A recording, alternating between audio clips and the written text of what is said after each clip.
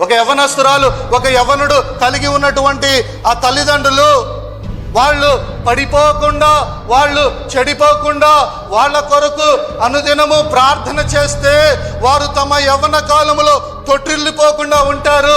వారు సరి అయిన మార్గములో నడుస్తారు. అవునా కదా?